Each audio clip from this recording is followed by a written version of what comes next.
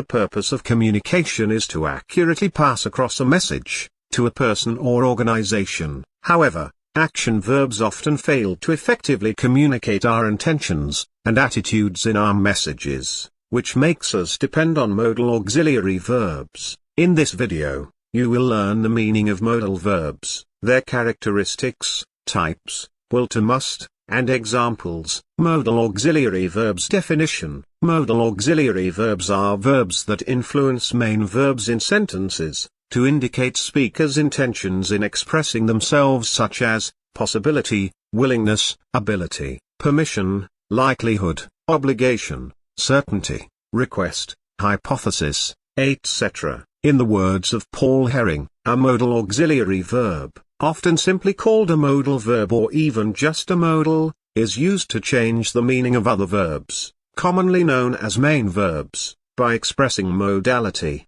that is, asserting, or denying, possibility, likelihood, ability, permission, obligation, or future intention. They are also known as modal verbs, or modals, and are necessary for showing how speakers' attitudes are expressed in sentences.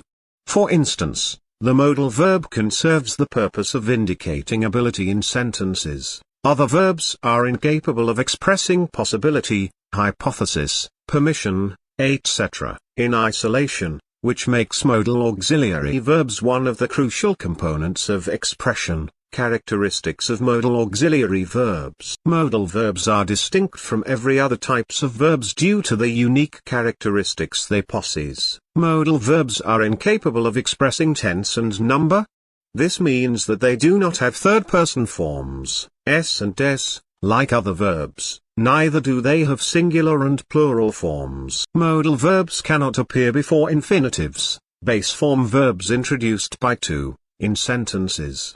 For example, they will to work is not a grammatical expression. Modal verbs are incapable of appearing before present participles, verbs ending in apostrophe-ing, and past participles, verbs in their past participle forms n. For example, Jenny might walk into the door and John may cook this night are not grammatical expressions. Modal verbs cannot appear right before other modal verbs in the same sentence.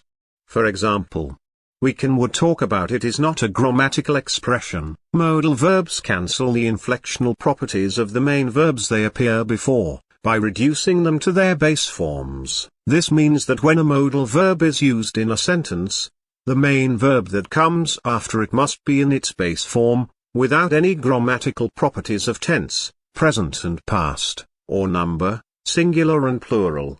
For example, we should go. Modal verbs cannot appear before nouns in sentences.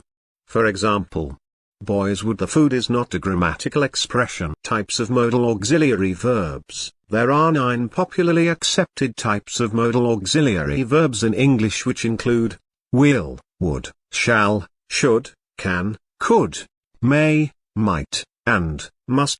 Will. Will is a modal auxiliary verb used to indicate future tense, willingness, ability, offers, issue commands, etc. Examples of modal will: the judge will travel on Monday. Future tense: I will simplify the topic for you. Willingness: you will leave that place at once.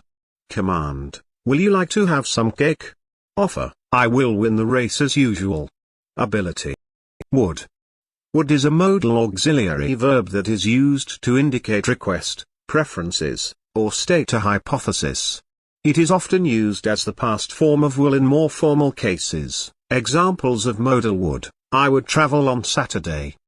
Past form of will: would you come to the dinner? Request: I would take a cup of tea instead. Preference: Mary would be happy if he stayed. Hypothesis: shall. Shall is a modal verb used to indicate future tense, request, and command. Examples of modal shall: we shall attend John's wedding next week. Future these: shall I clean the louvers, my lady? Request: you shall not pass. Command: should.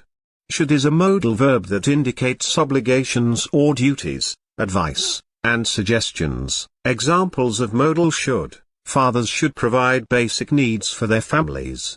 Obligation: you should read books more often. Advice: Presidents should be more intentional about budget allocation.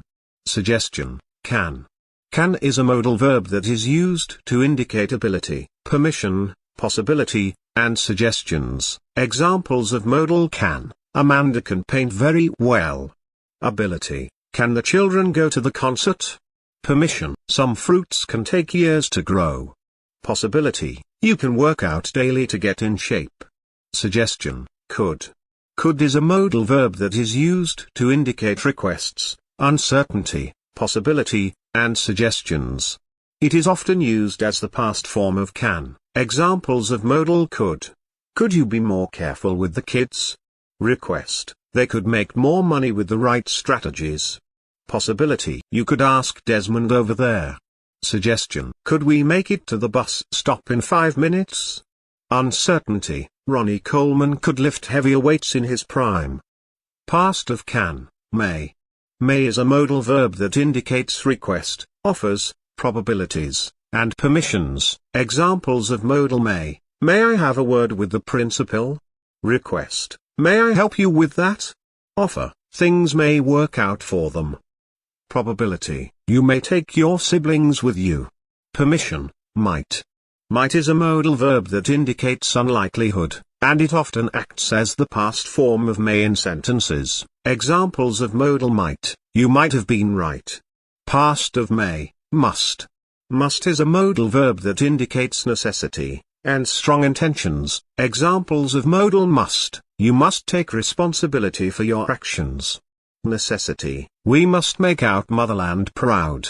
Strong intentions: the type of auxiliary verbs that more accurately express our intentions in communication, are known as modal auxiliary verbs. They have certain characteristics that distinguish them from other verbs, such as their lack of tense and plurality, lack of objects, etc.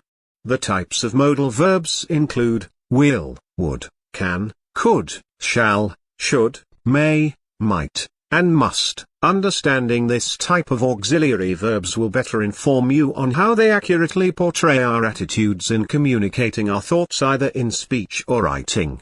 See you soon.